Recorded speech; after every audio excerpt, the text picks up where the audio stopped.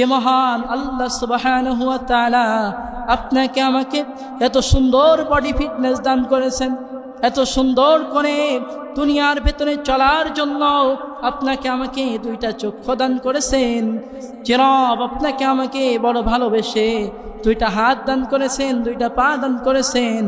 যে রব আপনাকে আমাকে দুনিয়ার সমস্ত সব কিছু দেখার জন্য দুইটা সুন্দর চক্ষু দান করেছেন। আমার ভাইয়েরা একটু বলেন তো দেখি, আল্লাহ তাআলা যদি চাইতেন আপনার আমার এই দুইটা চোখ অন্ধ দিতে পারতেন কিনা?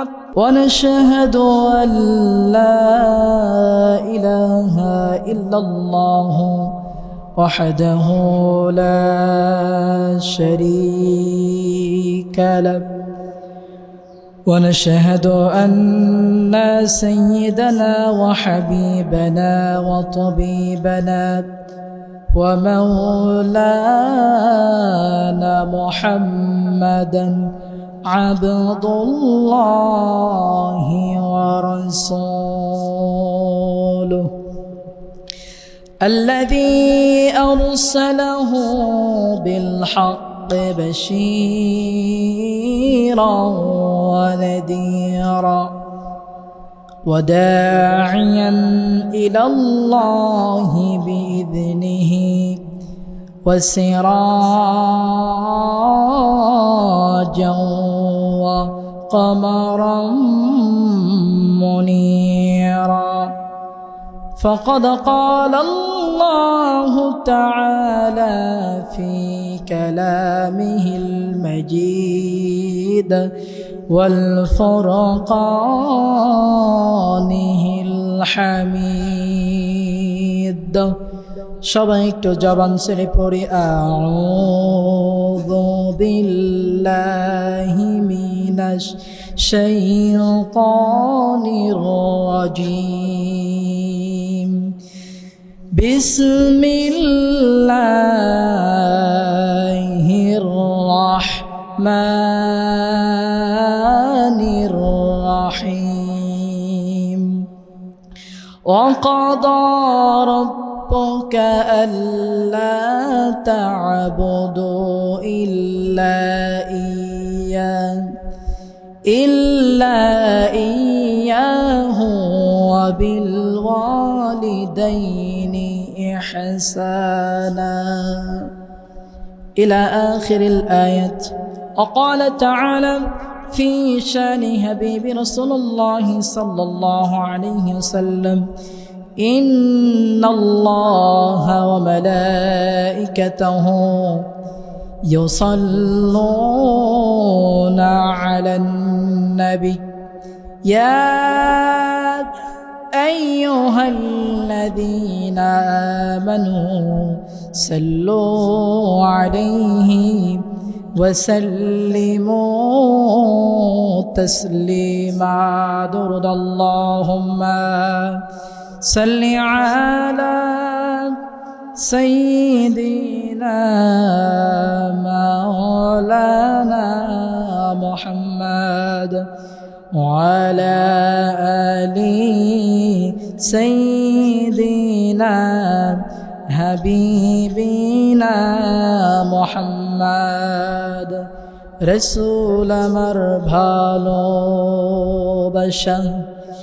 রসুল আমার আলোর আশা রসুল আমার প্রেম বিরহের মূল আলোচনা রসুল আমার কাজে কর্মের অনুপ্রেরণা দুরুদ আল্লাহুম্মা সাল্লি আলা سيدنا مولانا محمد وعلى آل سيدنا حبيبنا محمد الحمد لله আমরা সর্বপ্রথম সে আল্লাহ সুবহানাহু ওয়া তাআলার দরবারে লাখ কোটি কোটি শুকরিয়া জ্ঞাপন করি যে মহান আল্লাহ সুবহানাহু ওয়া তাআলা অত্যন্ত দয়া করে, অত্যন্ত মায়া করে, করুণা করে, মহব্বত করে,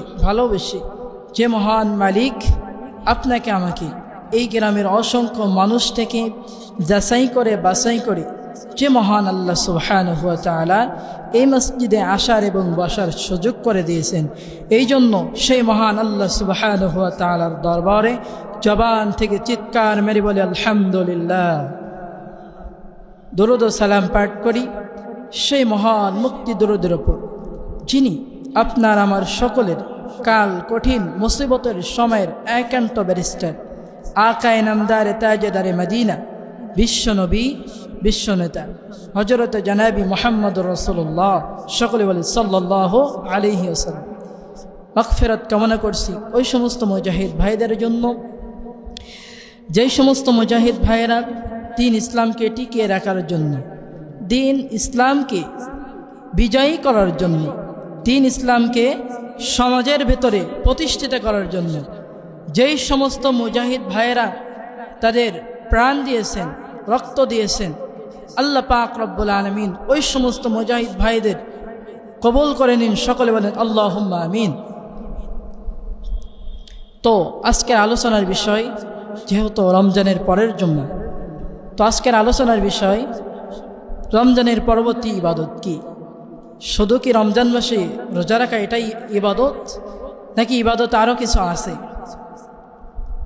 আর ইবাদত না করলে কি হবে, আল্লাহর স্মরণ থেকে দূরে সরে গেলে কি হবে, এই সম্পর্কে বিস্তারিত আলোচনা করার চেষ্টা করব ইনশাআল্লাহ।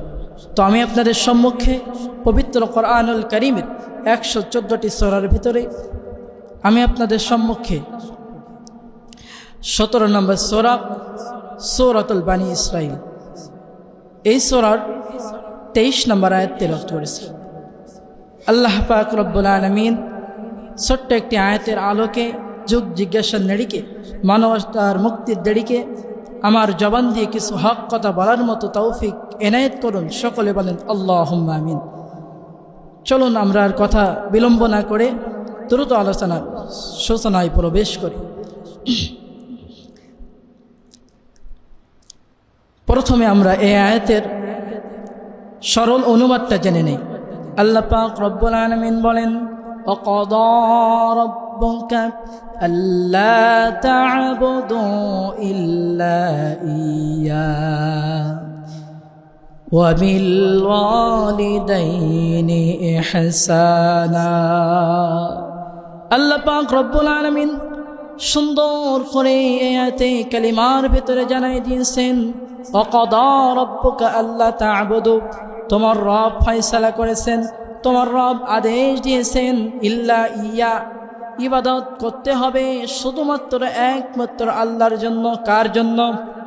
ইবাদত করতে হবে শুধুমাত্র আল্লাহর জন্য। আচ্ছা, এই ইবাদত করতে হবে, আমরা বয়স ভর ধরে শুনে আসছি ইবাদত করতে হবে।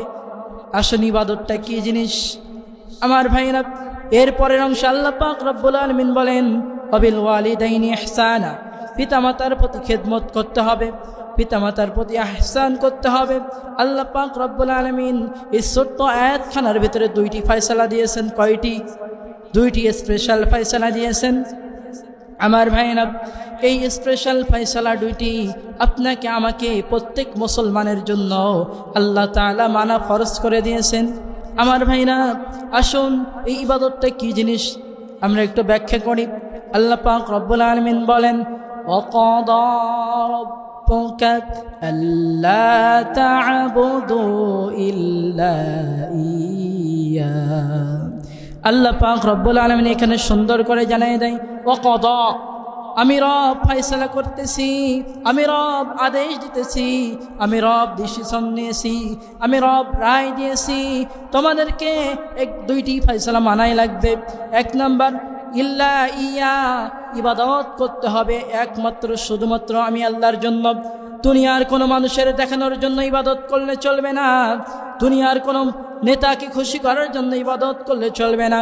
আমার ভাইরা, আজকের শুক্রবার অনেকে জুমার দিনে ইবাদত করে, নামাজ পড়তে আসে এই মনে করে যে আজকের শুক্রবার আমি যদি নামাজ না আদায় করি এলাকার লোক আমাকে মন্দ বলবে, এলাকার লোক আমাকে খারাপ বলবে, এই মনে করে যারা নামাজ পড়তে আসে, একটু জবান থাকলে বলুন তো দেখি, ওই ব্যক্তি আমার আল্লাহর ইবাদত করলো নাকি শয়তানের ইবাদত করলো? কার ইবাদত করলো? নিশ্চয়ই ওই ব্যক্তি শয়তানের ইবাদত করলো, যে ব্যক্তি আমার আল্লাহকে সন্তুষ্ট করার জন্য নামাজ পড়তে আসে নাই। ওই ব্যক্তির নামাজ আমার আল্লাহর দরবারে গ্রহণযোগ্য নয়। আমার ভাইয়েরা, ইবাদত শব্দের অর্থটা কি? ইবাদত শব্দের অর্থ হলো গোলামি করা, ইবাদত শব্দের অর্থ হলো দাসত্ব করা, ইবাদত শব্দের অর্থ হলো নত হওয়া। কার কাছে নত হওয়া? দুনিয়ার কোনো মানুষের কাছে নত হওয়া নয়, একমাত্র শুধুমাত্র আল্লাহ তাআলার কাছে নত হওয়ার নাম ইবাদত। ইবাদত মানে কি শুধু রমজান মাসে রোজা রাখা? ইবাদত মানে কি শুধু দিনে 5 ওয়াক্ত সালাত আদায় করা? আমার ভাইয়েরা, যদি রমজান মাসে রোজা রাখা শুধু আল্লাহর ইবাদত হয়, আমার ভাইয়েরা বলুন তো দেখি, তাহলে বছরে 5টা দিন কেন রোজা রাখা হারাম? তাহলে এ থেকে বোঝা যায় মূলত রোজা রাখা এটা শুধু আল্লাহর ইবাদত নয়, এটা হলো ইবাদতের একটি শাখা, এটা হলো ইবাদতের একটি অংশ। আমার ভাইয়েরা, তাহলে মূল ইবাদতটা কি? নামাজ পড়া কি আল্লাহর ইবাদত? নামাজ পড়াও ইবাদতের একটি অংশ। আমার ভাইয়েরা, নামাজ পড়া যদি আল্লাহর ইবাদত হয়, নামাজ পড়া যদি আল্লাহর গোলামি হয়, তাহলে দিনে 3টা সময় কেন নামাজ পড়া নিষিদ্ধ আছে? আমার ভাইয়েরা, এ থেকে বোঝা যায় নামাজ পড়া, রোজা রাখা এটা শুধু আল্লাহর ইবাদত নয়, এটা হলো ইবাদতের একটি অংশ। আমার ভাইয়েরা, তাহলে মূল ইবাদত হলো, আল্লাহ তাআলা বলেন মূল ইবাদত হলো, ইবাদতের অর্থ হলো গোলামি করা, ইবাদতের অর্থ হলো দাসত্ব করা। ইবাদত হলো তাকে বলে আল্লাহ পাক রব্বুল আলামিন যে আদেশগুলো আপনার আমার উপর দিয়েছেন, যে নিষেধগুলো আপনার আমার উপর আল্লাহ করেছেন, ওই সমস্ত আদেশ নিষেধ, সমস্ত কথাগুলো প্রত্যেকটা পয়েন্টে পয়েন্টে, প্রত্যেকটা সেকেন্ডে সেকেন্ডে, প্রত্যেকটা পয়েন্টে পয়েন্টে মেনে নেওয়ার নাম আল্লাহর ইবাদত। আমার ভাইরা, এখন থেকে আমি বুঝতে পারলাম, তাহলে শুধু নামাজ পড়া, রোজা রাখা, মসজিদে বসে বসে তাসবিহ টেপার নাম আল্লাহর ইবাদত নয়। আল্লাহর ইবাদত হলো সেটা যে আদেশগুলো আল্লাহ পাক রব্বুল আলামিন আপনার আমার উপর করেছেন, যে নিষেধগুলো আল্লাহ পাক রব্বুল আলামিন আপনার আমার উপর দিয়েছেন, এই সমস্ত কথাগুলো মেনে নেওয়ার নাম আল্লাহর ইবাদত। আমার ভাইরা, তাহলে আজকের থেকে একটা জিনিস ক্লিয়ার, শুধু মসজিদে বসে বসে তাসবিহ টিপলে হবে না, শুধু মসজিদে বসে বসে নামাজ আদায় করলে হবে না। দিনের দাওয়াত আপনাকে আমাকে দেওয়া লাগবে, দিন প্রতিষ্ঠিতার জন্য আপনাকে আমাকে কাজ করা লাগবে, এগুলো আল্লাহর ইবাদতের মধ্যেই পড়ে। আমার ভাইয়েরা, এখন প্রশ্ন যদি করি, ও আল্লাহ তোমার ইবাদত করব কেন? কোরআনের কাছে যদি প্রশ্ন করি, ও কোরআন তুমি জবাব দাও, আল্লাহর ইবাদত কেন করব? কারণটা কি? কারণ আছে না নাই? জোরে বলেন, কারণ আছে না নাই? অবশ্যই কারণ আছে। আল্লাহ পাক রব্বুল আলামিন সূরাতুল বাকারা এর শুরু থেকে সুন্দর করে জানাই দেয়, ইয়া আইয়ুহান নাসু উবুদু রাব্বাকুমুল্লাযী খালাকাকুম। আল্লাহ তাআলা সুন্দর করে জানাই দেয় 1 নম্বর কারণ কেন আল্লাহর গোলামি করব। তার 1 নম্বর কারণ হলো রব্বাকুম, তিনি আমাদের রব। তিনি আমাদের কে? তিনি আমাদের রব, তিনি আমাদের প্রতিপালক, তিনি আমাদের জীবনের মালিক, তিনি আমাদের হায়াতের মালিক, তিনি আমাদের মওতের মালিক। এই জন্য ইবাদত হবে প্রত্যেকটা ক্ষেত্রে একমাত্র শুধুমাত্র আল্লাহ পাক রব্বুল আলামিনের সন্তুষ্টের জন্য। কার সন্তুষ্টের জন্য? আল্লাহর সন্তুষ্টের জন্য। আমার ভাইরা, 2 নম্বরে প্রশ্ন যদি করি, ও কোরআন তুমি জবাব দাও, কেন আমরা রবের গোলামি করব? কেন আমরা রবের ইবাদত করব? কোরআনুল কারীম সুন্দর করে জানায় দেয়, রব্বাকুমুল্লাযী খালাকাকুম। কেননা আল্লাহ তাআলা তোমাদেরকে সুন্দর করে, সুন্দর আকৃতিতে সৃষ্টি করেছেন। জোরে বলেন সুবহানাল্লাহ। আমার ভাইরা, একটু যদি মাথার মগজ দিয়ে চিন্তা করে দেখি, যে মহান আল্লাহ সুবহানাহু ওয়া তাআলা আপনাকে আমাকে এত সুন্দর বডি ফিটনেস দান করেছেন, এত সুন্দর করে দুনিয়ার ভেতরে চলার জন্য আপনাকে আমাকে 2টা চক্ষু দান করেছেন, যে রব আপনাকে আমাকে বড় ভালোবেসে 2টা হাত দান করেছেন, 2টা পা দান করেছেন, যে রব আপনাকে আমাকে দুনিয়ার সমস্ত সব কিছু দেখার জন্য 2টা সুন্দর চক্ষু দান করেছেন। আমার ভাইয়েরা, একটু বলেন তো দেখি, আল্লাহ তাআলা যদি চাইতেন আপনার আমার এই 2টা চোখ অন্ধ দিতে পারতেন কিনা? অন্ধ দিতে পারতেন কিনা? আল্লাহ তাআলা যদি চাইতেন, আল্লাহ তাআলা আপনার আমার 2টা চক্ষু অন্ধ করে দিতে পারত। আল্লাহ তাআলা আপনার আমার দুইটা পা ল্যাংড়া করে দিতে পারত, আল্লাহ তাআলা আপনার আমার কানকে কালা করে দিতে পারত, আল্লাহ তাআলা আপনার আমার হাতকে পঙ্গু করে দিতে পারত, কিন্তু সেটা দেয় নাই। আল্লাহ রাব্বুল আলামিন বড় মহব্বত করে, বড় ভালোবেসে, যে মহান আল্লাহ সুবহানাহু ওয়া তাআলা আপনাকে আমাকে সুন্দর আকৃতিতে সৃষ্টি করেছেন, এই জন্য গোলামি হবে শুধুমাত্র সে আল্লাহর জন্য। আমার ভাইয়েরা, প্রশ্ন যদি করিও কোরআন, তারপরে তুমি জবাব দাও, কেন আমরা রবের গোলামি করব, কেন আমরা রবের ইবাদত করব, তার কারণটা কি? কোরআনুল কারীম সুন্দর করে জানায় দেয়, আল্লাযী জাআলা লাকুমুল আরদা ফিরাশ। কোরআনুল কারীম সুন্দর করে জানায় দেয়, আল্লাযী জাআলা লাকুমুল আরদা ফিরাশা। কোরআনুল কারীম সুন্দর করে জানায় দেয়, আল্লাযী জাআলা লাকুমুল আরদা ফিরাশা, কেননা আল্লাহ তাআলা সুন্দর করে তোমাদের জন্য এই দুনিয়ার জমিনটা বিছানা বানিয়ে দিয়েছেন। জোরে বলেন সুবহানাল্লাহ। যে মহান আল্লাহ সুবহানাহু ওয়া তাআলা এই পৃথিবীর জমিনটা আপনার আমার জন্য বিছানা বানিয়ে দিয়েছেন, আমার ভাইরা একটু মাথার মগজ দিয়ে চিন্তা করবেন, একটু চিন্তা করে দেখেন, এই মহান আল্লাহ সুবহানাহু ওয়া তাআলা যদি এই পুরা পৃথিবীর ভেতরে পানি দিয়ে ভরাট করে দিতেন, তাহলে কোথায় আপনার আমার সুন্দর বিল্ডিং তুলতাম, কোথায় আপনি আমি বসবাস করতাম? যে মহান আল্লাহ সুবহানাহু ওয়া তাআলা অত্যন্ত দয়া করে, অত্যন্ত ভালোবেসে, অত্যন্ত মহব্বত করে, যে মহান আল্লাহ সুবহানাহু ওয়া তাআলা এই পৃথিবীর জমিনটা আমাদের জন্য বিছানা বানিয়ে দিয়েছেন, এই জন্য গোলামি হবে শুধুমাত্র আল্লাহর জন্য। আমার ভাইরা, আপনি আমি যদি একটু চিন্তা করে দেখি, যে মহান আল্লাহ সুবহানাহু ওয়া তাআলা এত সুন্দর পরিবেশ পৃথিবীর ভিতরে আপনাদের জন্য আমার জন্য করে দিয়েছেন, আল্লাহ তাআলা তো চাইলে পারতেন পুরা পৃথিবীটা আমি পানি দিয়ে ভরে দেই, পারতেন কিনা? পারতেন কিনা? আল্লাহ তাআলা চাইলে পারতেন যে পুরা পৃথিবীটা পানি দিয়ে ভরাট করে দিতে, কিন্তু আল্লাহ তাআলা দেয় নাই। কি করেছেন? বান্দাদেরকে বড় ভালোবেসে মহব্বত করে সুন্দর পরিবেশ তৈরি করে দিয়েছে, সুন্দর বিল্ডিং তোলার জন্য সুন্দর পরিবেশ করে দিয়েছেন, দুনিয়ার ভিতরে চলাফেরা করার জন্য সুন্দর পরিবেশ আল্লাহ তাআলা তৈরি করে দিয়েছে। আমার ভাইরা, এরপরে প্রশ্ন যদি করি, ও কোরআন তুমি জবাব দাও, কেন আল্লাহর গোলামি করব, কেন আল্লাহর ইবাদত করব? ও কোরআন তুমি জানায় দাও। কোরআনুল কারীম জানায় দেয়, আস-সামাআ বিনাআ, কেননা আল্লাহ পাক রব্বুল আলামিন আসমানটারে তোমাদের জন্য ছাদ বানিয়ে দিয়েছেন। এরপরে কোরআনের কাছে যদি প্রশ্ন করি, ও কোরআন কেন আল্লাহর গোলামি করব, কেন আল্লাহর ইবাদত করব, তুমি জানায় দাও। এরপরে কোরআনুল কারীম সুন্দর করে জানায় দেয়, আস-সামাআ বিনাআ ওয়া আনজালা মিনাস সামাঈ মাআ, কেননা আল্লাহ পাক রব্বুল আলামিন আসমান থেকে তোমাদের জন্য বৃষ্টি বর্ষণ করে।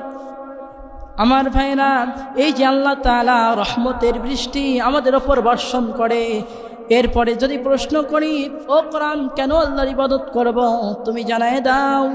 কোরআনুল কারীম জানায় দেয়, জাআলা লাকুমুল আরদা ফিরাশান ওয়াস সামাআ বিনাআ ওয়া আনজালা মিনাস সামাঈ মাআন ফাআখরাজা বিহি মিনাস সামারাতি রিজকান লাকুম, কেননা আল্লাহ পাক রব্বুল আলামিন আসমান থেকে বৃষ্টি বর্ষণ করে তোমাদের জন্য রিজিকের সন্ধান করে দেয়, তোমাদের রিজিকের ফয়সালা করে দেয়। জোরে বলেন সুবহানাল্লাহ। আমার ভাইরা, এই যে আপনি আমি মাঠে ধান রোপণ করি, বলেন তো দেখি, এটা কি আপনার আমার দ্বারা কখনো ক্ষমতা আছে যে আপনি আমি নিজে ধান তৈরি করব?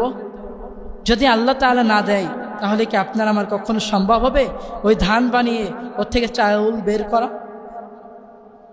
যে আল্লাহ পাক রব্বুল আলামিন আপনাকে আমাকে এত সুন্দরভাবে পুরা পৃথিবীটা সাজিয়ে দিয়েছেন, এত সুন্দর করে রব্বুল আলামিন আপনাকে আমাকে যে বৃষ্টি বর্ষণ করেন আপনার আমার জন্য, এই বৃষ্টির মাধ্যমে আল্লাহ তাআলা রিজিকের ব্যবস্থা করে দেয়, রিজিকের ফয়সালা করে দেয়। এই জন্য রবের গোলামি করতে হবে। এখন প্রশ্ন যদি করি, ও কোরআন কতদিন আল্লাহর ইবাদত করতে হবে? ও কোরআন কোথায় থেকে আল্লাহর ইবাদত করতে হবে? আমরা তো পৃথিবীর বিভিন্ন জায়গায় অবস্থান করি, কোথায় থেকে আল্লাহর ইবাদত করব?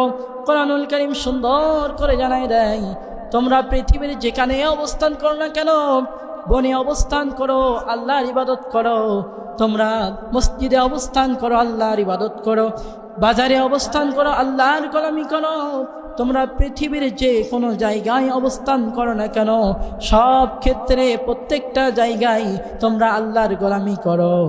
এরপরে প্রশ্ন যদি করি, ও কোরআন, কতদিন আমাদেরকে গোলামি করতে হবে, কতদিন আল্লাহর ইবাদত করতে হবে? কোরআনুল কারীম সুন্দর করে জানায় দেয়, তোমার জন্মের পূর্ব থেকে জন্মের পর থেকে মৃত্যুর আগ পর্যন্ত তুমি যেই কয়দিন হায়াত পাও না কেন, 50 বছর 60 বছর যেই কয়দিন তোমার হায়াত থাকে, তোমার কাছে আজরাইল মালাকুল মউত আজরাইল আসার আগ পর্যন্ত তুমি আল্লাহর গোলামি করতে থাকো। তাহলে আপনি আমি বুঝতে পারলাম কতদিন আল্লাহর ইবাদত করতে হবে। ইবাদত শব্দের অর্থ কি? ইবাদত শব্দের অর্থ হলো গোলামি করা। ইবাদত শব্দের অর্থ গোলামি করা। ইবাদত শুধু নামাজ পড়া, রোজা রাখা, এটা আল্লাহর ইবাদত নয়। প্রত্যেকটা কথাগুলো মেনে নেওয়ার নাম আল্লাহর ইবাদত। আমার ভাইরা, এবার যদি আপনি আমি প্রশ্ন করি, যদি আল্লাহর গোলামি না করি, যদি আল্লাহর ইবাদত না করি, তাহলে কি হবে? আল্লাহ তাআলা সূরাত তাহার 124 নম্বর আয়াতে কালিমার ভেতরে সুন্দর করে জানায় দেয়, ওয়ামান আ'রাদা আন যিকরি ফাইন্না লাহু মাঈশাতান দানকা ওয়া নাহশুরুহু ইয়াওমাল কিয়ামাতি আমা। রব্বুল আলামিন সুন্দর করে জানায় দেয়, ওয়ামান আ'রাদা আন যিকরি, যারা আমার জিকির থেকে দূরে সরে যাবে, যারা আমি রবের অনুসরণ থেকে দূরে সরে যাবে, যারা আমি রবের ইবাদত থেকে দূরে সরে যাবে, আমি আল্লাহ রব্বুল আলামিন তাদের জীবনটাকে সংকীর্ণময় করে দিব। কি করে দিবে? সংকীর্ণময় করে দিবে। আমার ভাইয়েরা, এখন আল্লাহ তাআলা এখানে বোঝাইছেন, যে ব্যক্তি আমি আল্লাহর জিকির থেকে দূরে সরে যাবে, আমি আল্লাহর অনুসরণ থেকে দূরে সরে যাবে। আমার ভাইরা, বলুন তো দেখি, জিকির কি শুধু মসজিদে বসে বসে তাসবিহ টিপার নাম জিকির? আমার ভাইরা, কোরআনুল কারীমকে একটি জিকির বলা হয়। আমার ভাইরা, জিকিরের অনেকগুলো সংজ্ঞা আছে। আমার ভাইরা, আল্লাহকে অনুসরণ করা অনেকগুলো মাধ্যম আছে। যেমন নামাজ পড়ার মাধ্যমে আল্লাহকে অনুসরণ করা হয়, রোজা রাখার মাধ্যমে আল্লাহকে অনুসরণ করা হয়। আমার ভাইরা, এমনভাবে প্রত্যেকটা পয়েন্টে পয়েন্টে আল্লাহকে মেনে নেওয়ার নাম আল্লাহর জিকির। আমার ভাইরা, এই জিকির থেকে যারা দূরে সরে যাবে, কোরআন থেকে যারা মুখ ফিরিয়ে নেবে, আল্লাহ পাক রব্বুল আলামিন তাদের জীবনটা করে দিবে সংকীর্ণময়। এখন সংকীর্ণময় বলতে কি বোঝায়? সংকীর্ণময় বলতে ওই জিনিসটাকে বোঝায়, আপনি হতে পারেন কোটিপতি, আপনার লাখ লাখ টাকা থাকতে পারে, আপনার কোটি কোটি টাকা থাকতে পারে, কিন্তু আপনার ঘরে যদি আল্লাহর স্মরণ না থাকে, আপনার ঘরে যদি আল্লাহর স্মরণ না থাকে, আপনি কখনো সফল হতে পারবেন না। আপনার ঘরে কখনো সুখ থাকবে না, আপনার ঘরে শান্তি থাকবে না, আপনার ঘরে অশান্তি আর দুর্ভোগ লেগেই থাকবে, একটার পরে একটা বালা মুসিবত লেগেই থাকবে। আমার ভাইরা, একটি উদাহরণ দিলে বুঝতে পারবেন। আমার দেশে এমন মানুষ আছে, মাসে সারাদিন চাকরি করার পর মাসে স্যালারি পায় 1 লক্ষ টাকা। আমার ভাইরা, কিন্তু ওই ব্যক্তি 1 লক্ষ টাকা মাসে স্যালারি পাওয়ার পরও তার সংসার চলে না। সমস্ত আয় ব্যয়ের খরচ করার পর তার অবশিষ্ট দেখা যায় আরও 20 থেকে 10,000 টাকা ঋণ থেকে যায়। পরিবারের পেছনে সমস্ত আয় ব্যয়ের খরচ করার পর, ওষুধপাতি কেনার পর দেখা যায় আরও 10,000 টাকা কিংবা 20,000 টাকা ঋণ থেকে যায়। এমন মানুষ কিন্তু আমার বাংলার জমিনে আছে। আবার এমন মানুষ আমার বাংলার জমিনে আছে, আমার দেশের রিক্সা চালকওয়ালা ভাইয়েরা সারাদিন পরিশ্রম করে, কিন্তু আবার আমার আল্লাহকে স্মরণ করে। সারাদিন পরিশ্রম করার পর তারা দেখা যায় মাস থেকে 5 থেকে 6,000 টাকা ইনকাম করে, কিন্তু 5 থেকে 6,000 টাকা ইনকাম করার পর আল্লাহ পাক রব্বুল আলামিন তাদের ওই আয়ের ভিতরে বরকত দিয়ে দেয়। কিন্তু ওই রিক্সা চালকওয়ালা ভাই 5 থেকে 6,000 টাকা ইনকাম করার পরেও ওই রিক্সা চালকওয়ালা ভাই তার পরিবারের পেছনে সমস্ত খরচ করার পর দেখা যায় অবশিষ্ট 500 টাকা কিংবা 1000 টাকা আরও অবশিষ্ট দেরি থেকে যায়। আচ্ছা বলেন তো দেখি, তাহলে যে ব্যক্তির বেতন 1 লক্ষ টাকা ওই ব্যক্তি সুখে আছে নাকি যেই ব্যক্তির বেতন 6,000 টাকা ওই ব্যক্তি সুখে আছে? কোন ব্যক্তি সুখে আছে? যে ব্যক্তির বেতন 6,000 টাকা। একটা জিনিস মনে রাখবেন, সুখ শান্তি কখনো টাকা দিয়ে কেনা যায় না। সুখ শান্তি কি টাকা দিয়ে কেনা যায়? কখনো টাকা দিয়ে কিনতে পাওয়া যাবে না। আমার দেশে অনেক মানুষ আছে, আপনি লক্ষ্য করে দেখবেন যে লক্ষ লক্ষ কোটি কোটি টাকার মালিক, ইচ্ছা করলে যা কিছু কিনতে পারে। অনেক ফল ফলাদি মিষ্টি মিঠাই সব কিছু কেনে, বাড়ির সবাই খাইছে, কিন্তু তিনি খেতে পারেন না। কেন? তার ডায়াবেটিস, ডাক্তারে খাওয়া নিষেধ। তার ঘরে সুখ নাই, তার ঘরে শান্তি নাই। কেননা সেই ব্যক্তি আল্লাহকে স্মরণ করে না, আল্লাহর স্মরণ থেকে দূরে সরে গেছে, আল্লাহর স্মরণ থেকে মুখ ফিরিয়ে নিয়েছে। এই জন্য আল্লাহ পাক রব্বুল আলামিন তার জীবনটা সংকীর্ণময় করে দিয়েছে। চিৎকার মেরে বলেন নাউজুবিল্লাহ। আমার ভাইরা, আর এদিকে রিক্সা চালকওয়ালা ভাই কি করে? সারাদিন পরিশ্রম করে ভূতের মতো খাটে। এদিকে যখন আল্লাহর মসজিদে আজান দেওয়া হয় তখনই সে সাথে সাথে আল্লাহকে স্মরণ করে, আল্লাহর নামাজ আদায় করে, গায়ে দুর্গন্ধ নিয়ে আল্লাহকে স্মরণ করে। কিন্তু আল্লাহ তাআলা গায়ের দুর্গন্ধ দেখবেন না, কার গায়ে কেমন ঘেরান এটা আল্লাহ তাআলা দেখবেন না। আল্লাহ দেখবে মানুষের মন, আল্লাহ দেখবে মানুষের অন্তর, যে কার অন্তরটা কেমন, কার দিলটা কেমন, এটা আল্লাহ তাআলা দেখবেন। তাহলে এ থেকে বোঝা গেল, যদি আপনি আমি আল্লাহর স্মরণ থেকে দূরে সরে যাই তাহলে কখনো আপনি আর আমার ঘরে সুখ থাকবে না, শান্তি থাকবে না।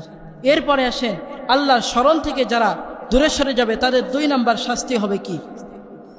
আল্লাহ পাক রব্বুল আলামিন সুন্দর করে জানিয়ে দেয়, ওয়া নাহশুরুহু ইয়াওমাল কিয়ামাতি আ'মা। রব্বুল আলামিন সুন্দর করে জানিয়ে দেয়, যারা আমি রবের স্মরণ থেকে দূরে সরে যাবে, আমি রব্বুল আলামিন কাল কিয়ামতের ময়দানে তাদেরকে অন্ধ করে হাজির করব, তাদেরকে অন্ধ করে উপস্থিত করব। আমার ভাইরা, একটু বলেন তো দেখি, ওই কিয়ামতের ময়দানে, ওই হাসরের ময়দানে লক্ষ লক্ষ কোটি কোটি মিলিয়ন বিলিয়ন মানুষের সামনে যদি আপনার আমার চোখ 2টা অন্ধ থাকে, মাথার 1 বিঘাত উপরে সূর্যটা নেমে আসে, আর ওই সময় যদি আপনার আমার চক্ষু দুটো অন্ধ হয়ে যায়, বলেন তো দেখি আপনার আমার জন্য কতটা কষ্টদায়ক সময় হবে। আমার ভাইরা, ওই সময় ওই গুনাহগার বান্দারা কি বলবে সেটাও আল্লাহ তাআলা কোরআনুল কারীমের ভেতরে কোট করে দিয়েছেন। আল্লাহ তাআলা সূরাত তাহার 125 নম্বর আয়াতের ভিতরে সুন্দর করে সেটা জানিয়ে দেয়, ক্বালা রাব্বি লিমা হাশারতানি আ'মা ওয়া ক্বাদ কুনতু বাসীরা। আল্লাহ রাব্বুল আলামিন সুন্দর করে জানিয়ে দেয়, وقد كنت بصيرا قال رب لما حشرتني أعمى।